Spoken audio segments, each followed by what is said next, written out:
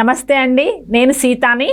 ఈ రోజున ఆంధ్రప్రదేశ్లో కూటమి విజయం తర్వాత అన్ని ప్రభుత్వ ఆఫీసుల్లో జనరల్గా ముఖ్యమంత్రి గారి ఫోటో ఉంటుంది. అయితే ఇప్పుడు ముఖ్యమంత్రి గారి చంద్రబాబు నాయుడు గారి ఫోటోతో పాటు పవన్ కళ్యాణ్ గారి ఫోటో కూడా పెడుతున్నట్టు మనకి వార్తలు వస్తున్నాయి. దీన్ని ఏ విధంగా చూడాలి అంటే జనరల్గా ఈవెన్ దో కూటమిలో ఉన్నప్పటికీ కూడా ముఖ్యమంత్రిదే ఉంటుంది. పవన్ కళ్యాణ్ గారిని చంద్రబాబు నాయుడు గారు పక్కన పెట్టించడం మనం ఏ విధంగా చూడాలి? దీనిలో ఉన్నటువంటి అంటే ఏం కమ్యూనికేట్ చేయాలనుకుంటున్నారు? ప్రభుత్వ ఆఫీసులో ఇద్దరు ఫోటోలు పెట్టి ఏ విధమైన కమ్యూనికేషన్ ఇవ్వాలనుకుంటున్నారు అనేది మనం సీనియర్ జర్నలిస్ట్ సిఎస్ రావు గారిని అడిగి తెలుసుకుందాం. రావు గారు నమస్కారం అండి. రావు గారు, ఇప్పుడు చూస్తే జనరల్గా ప్రభుత్వ ఆఫీసులో ఎక్కడైనా కూడా ఏ గవర్నమెంట్ అయినా కూడా ముఖ్యమంత్రి గారి ఫోటో పెట్టడం క్వైట్ కామన్. ఈవెన్ అలయన్స్ ఉన్నప్పటికీ కూడా ఎక్కడైనా కూడా ముఖ్యమంత్రి గారిది ఒక్కళ్ళదే ఉంటుంది. కానీ ఇక్కడ ఈ రోజున ఆంధ్రప్రదేశ్ గవర్నమెంట్ ఆఫీసులో చూస్తే పవన్ కళ్యాణ్ గారి ఫోటోను కూడా పక్కన పెడుతున్నారు. అంటే దీని ఉద్దేశం ఏంటి? అంటే ఎందుకు పెడుతున్నారు? ఎందుకు అంటే ఏం మెసేజ్ ఇవ్వాలనుకుంటున్నారు ముఖ్యమంత్రి గారితో పాటు? అఫ్ కోర్స్ పవన్ కళ్యాణ్ గారి పాత్ర కీలక పాత్ర అధికారంలోకి రావడానికి. కానీ ఈ ఫోటో పెట్టడం వెనకాల ఏ విధంగా మనం దీన్ని అర్థం చేసుకోవచ్చు అంటారు? సో దీన్ని బహుముఖ కోణం నుంచి మనం దీన్ని విశ్లేషణ చేసుకోవచ్చు మేడం. ఓకే, ఒకటి మనం ఉదాహరణ తీసుకుంటే ఇప్పుడు ఈ 2 ఏళ్లలో ఏది పెద్దదంటే ఇది దీన్ని చెప్తాం. అవును, ఇది తీసేసి ఇది చెప్తే ఇది చిన్నది అయిపోద్ది, ఇది పెద్ద అవుతుంది. అవునండి, అవును అవును. సో కాబట్టి ఇప్పుడు చంద్రబాబు నాయుడు పక్కన పవన్ కళ్యాణ్ ఉన్నందువల్ల పవన్ కళ్యాణ్ గ్రాఫ్ ఖచ్చితంగా పెరుగుతుంది. దీంట్లో ఎలాంటి సందేహం అవసరం లేదు. Okay, Chandrababu Naidu already elevated అయినటువంటి టాల్ లీడర్ పొలిటీషియన్. దానికి ఎలాంటి వివాదాస్పదం అవసరం లేదు. ఆయన జాతీయ స్థాయిలో గుర్తింపు ఉన్నటువంటి లీడరు. కానీ ఇటీవల కాలంలో పరిణామాలు చూస్తే కనుక పవన్ కళ్యాణ్ని చెయ్యి పట్టుకొని తీసుకెళ్తున్నట్టు అనిపిస్తుంది చంద్రబాబు నాయుడు. మరి జైల్లో ఉన్నప్పుడు ఈయన పోయి ములాఖత్ అయ్యి ఆ సందర్భంగా మరి వాళ్ళిద్దరు ఏం మాట్లాడుకున్నారో బయటకు అక్కడే స్టార్ట్ అయినట్టుంది. బహుశా ఆ బాండింగ్ ఏమో ఆ తర్వాతనే ఈ పరిణామాలు కనిపిస్తున్నాయి. మీకు చిన్న ఎగ్జాంపుల్ చెప్తాను. ప్రచారంలో మనం ఎన్నికల ప్రచారాన్ని చూస్తే జనరల్గా డయాస్ మీద తెలుగుదేశం పార్టీ మీటింగ్ జరిగేటప్పుడు తెలుగుదేశం పార్టీతో ఉండాలి. అవును. కానీ పవన్ కళ్యాణ్ ఫోటో, పవన్ కళ్యాణ్ పార్టీకి సంబంధించిన గ్లాస్ గుర్తు వీటన్నిటిని ఎలివేట్ చేశారు. ఎందుకు అంటే పవన్ కళ్యాణ్ అనే అతను రాష్ట్ర ప్రయోజనాల కోసం అవసరం అని చెప్పి చంద్రబాబు నాయుడు భావించారు. ప్లస్ ఆయన తీసుకున్నటువంటి స్టాండ్ ఏంది, రాష్ట్ర ప్రయోజనాలు నాకు ముఖ్యం అని చెప్పి పవన్ కళ్యాణ్ తీసుకున్నారు. ఇంకోటి గొప్ప గుణం ఏంటంటే అప్రిషియేట్ చేయాల్సిన అంశం పవన్ కళ్యాణ్ది, నాకు ముఖ్యమంత్రి పదవి అవసరం లేదు, నేను అర్హుడిని కాదు దానికి అని చెప్పి చెప్పాడు. చాలా క్లారిటీగా ఉన్నారు పవన్ కళ్యాణ్ గారు. సంబంధించి అధినేత, సరే ఆయన బలం ఎంత ఉంది అవన్నీ పక్కన పెడితే, ఒక పార్టీకి సంబంధించిన అధినేత నాకు ముఖ్యమంత్రి పదవి అవసరం లేదు, తన స్ట్రెంత్ ఏందో తెలుసు అని చెప్పి అతను తన స్ట్రెంత్ ఏందనేది తను తెలుసుకోవటంలో ఆయన్ని అప్రిషియేట్ చేయాలి. చాలా మంది ప్రొవోక్ చేశారు ఆయన్ని. హరిరామ్ జోగి లాంటి వాళ్ళు, ముద్రగడ పద్మనాభం లాంటి వాళ్ళు చాలా మంది ప్రొవోక్ చేశారు. Power sharing. పవన్ కళ్యాణ్ గారి మంచితనం, గొప్పతనం కూడా మనం ఇక్కడ పవన్ కళ్యాణ్ మంచితనాన్ని చూస్తున్నారు. కానీ చంద్రబాబు నాయుడు ఆయనకి చేసినటువంటి సహాయాన్ని ఈ పవన్ కళ్యాణ్ మంచితనం తోటి వెనకబడుతుంది. నేను అందుకే ఇందాక చెప్పింది.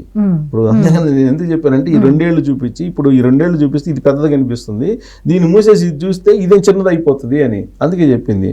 ఇప్పుడు చంద్రబాబు నాయుడు ఆయనకి చేసినటువంటి రాజకీయపరమైన సహాయం ఏదైతే ఉందో అది వెనకబడిపోతుంది. ఇప్పుడు పవన్ కళ్యాణ్ వల్లే పార్టీ కూటమి వచ్చేసింది, పవన్ కళ్యాణ్ లేకపోతే ఇంత మెజారిటీ రాదు, ఇలాంటిది వెళ్ళిపోతుంది.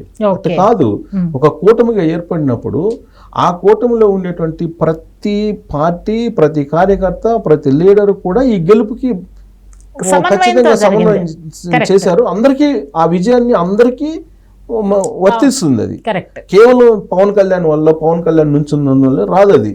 కానీ ఇప్పుడు ఎలివేషన్ ఏమొస్తుంది, పవన్ కళ్యాణ్ ఉన్నందువల్ల ఈ మెజారిటీ వచ్చింది. 21-21 ఆయన గెలుచుకున్నాడు. సో పవన్ కళ్యాణ్ వల్ల వచ్చింది అంటున్నారు. పవన్ కళ్యాణ్ వాస్తవంగా చెప్పుకోవాలంటే పవన్ కళ్యాణ్ ఇండివిజువల్గా పోటీ చేస్తే 2019లో ఏమైంది అనేది ఆయనకి తెలుసు. అందుకే అనేక మంది చెప్పినప్పటికీ ఆయన వెళ్ళా. 2019లో ఏం జరిగిందో ఆయనకు తెలుసు. ఆయన 2019 ఆయన ఒక్కడే వెళ్ళలేదు. బీఎస్పీ, వామపక్షాలు, జనసేన అన్నీ కలిపి వెళ్ళినా కానీ ఆయన కూడా గెలవలేకపోయాడు. అవును అవును. సో ఇప్పుడు ఆయన వల్లనే కూటమి వచ్చింది అనేది ఎలివేట్ అవుతుంది. ఆ ఎలివేషన్కి ఇటీవల కాలంలో ప్రమాణ స్వీకారం సందర్భంగా నరేంద్ర మోడీ అటు పవన్ కళ్యాణ్ ఇటు చిరంజీవిని పట్టుకుని చేతులు ఎత్తడంతో ఇంకా ఎక్కువైపోయింది. అది వాళ్ళ అభిమానులు ఇంకా సంతోషపడుతున్నారు. ఓకే, వాళ్ళు సంతోషపడుతుంది, దాన్ని నేను కాదంటలే మనం. అయితే ఇక్కడ చంద్రబాబు నాయుడు చేసినటువంటి సహాయం పవన్ కళ్యాణ్కి అసలు పవన్ కళ్యాణ్ కాదు, వాళ్ళ ఇంట్లో వాళ్ళ మెగా ఫ్యామిలీ అనేది మొత్తం రుణపడి ఉండాలి చంద్రబాబు నాయుడుకి. కారణం ఏంటంటే చంద్రబాబు నాయుడు కలిసి ఆయనకి సహాయం చేయకపోతే పొలిటికల్గా గుర్తింపు కూడా వచ్చిండేది కదా పార్టీకి. ఒక విధంగా పార్టీకి గుర్తింపే లేదు మొన్నటి దాకా, ఓన్లీ రిజిస్టర్ పార్టీ. అందుకే గ్లాస్ గుర్తు కూడా ఫ్రీ సింబల్ చేశారు కొన్ని నియోజకవర్గాల్లో మొన్న ఎలక్షన్లో. బీజేపీకి కూడా అదే విధంగా టీడీపీతో అలయన్స్ ఉండడం వల్లనే అసలు ఇంతకుముందు ఓట్ షేరే లేని ఆంధ్రప్రదేశ్లో, బీజేపీకి ఓట్ షేరే లేని ఆంధ్రప్రదేశ్లో ఈ రోజున 8 సీట్లు ఇవి గెలవడం అనేది ఎమ్మెల్యేలు.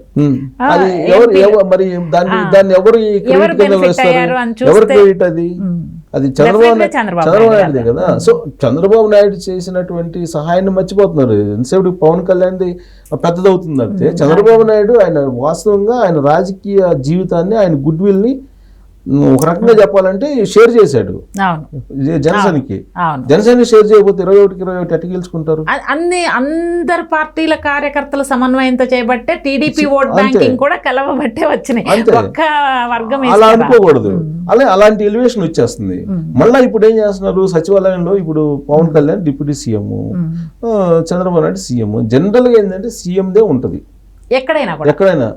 చంద్రబాబు నాయుడు పక్కన పవన్ కళ్యాణ్ కూడా ప్రతి ఛాంబర్లో సచివాలయంలో పెట్టాలి అనేటువంటి ఒక ఆర్డర్ ఇచ్చారని అంటే చంద్రబాబు నాయుడు ఒక రకంగా చెప్పాలంటే ఎందుకో పవన్ కళ్యాణ్కి ఇవ్వాల్సినటువంటి దానికన్నా కూడా ఎక్కువ ఇస్తున్నారు అనేటువంటి భావన కలుగుతుంది. ఓకే, ఎందుకంటే ఇప్పుడు ఒకవేళ నిజంగానే కూటమి అందరిది పెట్టాలనుకుంటే మరి పురంధరేశ్వరి కూడా పెట్టాలి, కోటి ఏపీ అధ్యక్షులు లేదా మోడీ దన్నే పెట్టాలి. ఎందుకంటే కూటమి ప్రభుత్వం అనుకుంటే, కూటమి ప్రభుత్వం అంటే చంద్రబాబు నాయుడు పవన్ కళ్యాణ్ కాదు కదా, బీజేపీ కూడా. అంటే ఇక్కడ ఇంకొక రాజకీయ కోణం కూడా ఉంది. చంద్రబాబు నాయుడు తక్కువ అంచనా వేయడానికి కూడా లేదు. ఏ విధంగానంటే ఇప్పుడు వైఎస్ఆర్ కాంగ్రెస్ పార్టీ ఆల్మోస్ట్ 0 అయిపోయింది. ఈవెన్ దో వాళ్ళకి 39% ఓట్ బ్యాంక్ వచ్చినప్పటికి కూడా భవిష్యత్తులో ఆ vote bank, core vote bank ఏదైతే ఉందో అది కూడా ఉండేటువంటి పరిస్థితులు లేవు. కాంగ్రెస్ పార్టీ బలపడే కొద్ది దీని పతనం అయిపోతూ ఉంటుంది. ఓట్ షేర్ కూడా అంటే కాంగ్రెస్ ఇలా వెళ్తా ఉంటే వైఎస్ఆర్సీపీ కిందకి వెళ్తూ ఉంటుంది. ఈ రెండు పార్టీల కన్నా కూడా పవన్ కళ్యాణ్ అనే అతను బలంగా ఉంటే బెటర్ అనేటువంటి యాంగిల్లో పవన్ కళ్యాణ్ని హైలైట్ చేస్తున్నారు చంద్రబాబు నాయుడు అనేటువంటి కోణం నుంచి కూడా మనం దీన్ని చూడొచ్చు. ఎందుకంటే ఉంటే తెలుగుదేశం లేదా జనసేన, ఈ రెండు మాత్రం ఉండాలి రాష్ట్రంలో అనేటువంటి కోణంలో బహుశా ఈ ఎలివేషన్ మనం తీసుకోవచ్చు. ఎందుకంటే జనరల్ గా ఫోటోలు పెట్టరండి, ముఖ్యమంత్రి మాత్రమే ఉంటది. ముఖ్యమంత్రి పక్కన పవన్ కళ్యాణ్ ఉన్నాడంటే అదేమంటే డిప్యూటీ సీఎం అంటారు. డిప్యూటీ సీఎం అయినా ఉంటారు. 5 డిప్యూటీ సీఎంలు ఉన్నారు జగన్మోహన్ రెడ్డి టైంలో. మరి జగన్మోహన్ రెడ్డి ఫోటోలే ఉన్నాయి కదా. సో కాబట్టి కావాలని ఎలివేషన్ ఇస్తున్నట్టుంది చంద్రబాబు నాయుడు.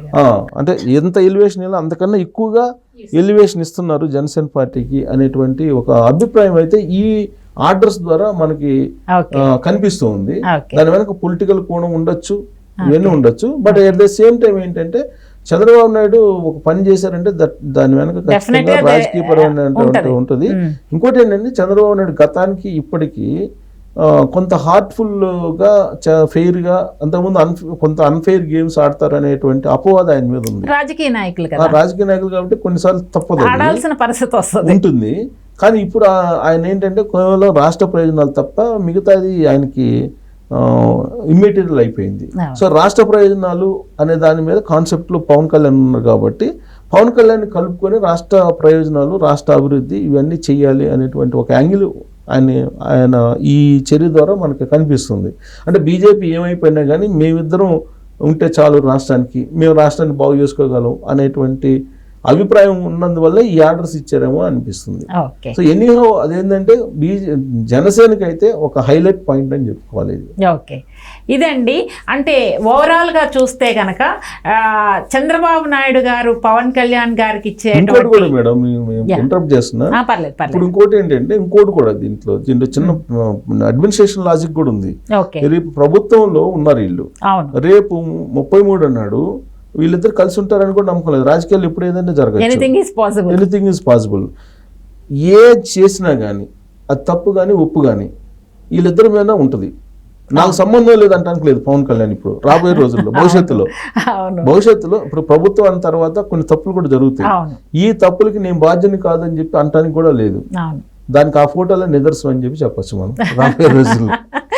ఇదండి ఓవరాల్గా చూస్తే కనుక చంద్రబాబు నాయుడు గారు పవన్ కళ్యాణ్ గారి మీద అభిమానం కావచ్చు, లేకపోతే వాళ్ళిద్దరి మధ్య ఉన్న బాండింగ్ కావచ్చు, లేకపోతే భవిష్యత్తులో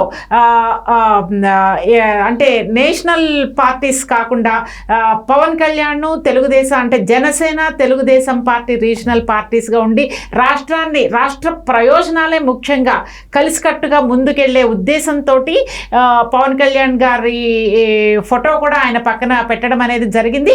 అయితే ఇక్కడ పవన్ కళ్యాణ్ గారు 3 కూటముల యొక్క సమిష్టి కృషి సమన్వయంతో ఇంత విజయం చేకూరింది. పవన్ కళ్యాణ్ గారు జనసేన 21 సీట్లు గెలిచినప్పటికీ కూడా అది తెలుగుదేశం ఓటు బ్యాంకింగ్ కూడా అందులో ఉంది, బీజేపీ ఓటు బ్యాంకింగ్ ఉంది. ఇట్స్ వైస్ వర్సా, బీజేపీకి టీడీపీకి కూడా జనసేన ఓటు బ్యాంకింగ్ ఉంది. ఇట్స్ కలెక్టివ్ రెస్పాన్సిబిలిటీ, సమిష్టి కృషి సమన్వయంతో అంతా పాసిబుల్ అయింది. ఇవ్వాల్సిన దానికన్నా కొంచెం ఎక్కువ ఇస్తున్నారు అంటే రాష్ట్ర ప్రయోజనాలని దృష్టిలో పెట్టుకుని అన్ని విధాలా ఆలోచించి పవన్ కళ్యాణ్ గారికి ఆ గౌరవాన్ని ఇవ్వడం అనేది జరుగుతుంది అనేది ఓవరాల్గా మనకి క్లుప్తంగా ఆయన సమ్మరీలో నుంచి తీసుకుంటే కనుక ఈ పాయింట్స్ కీ పాయింట్స్ లాగా మనం భావించాల్సి వస్తుంది. థ్యాంక్స్ అండి, మళ్ళీ కలుద్దాం నెక్స్ట్ టాపిక్లో.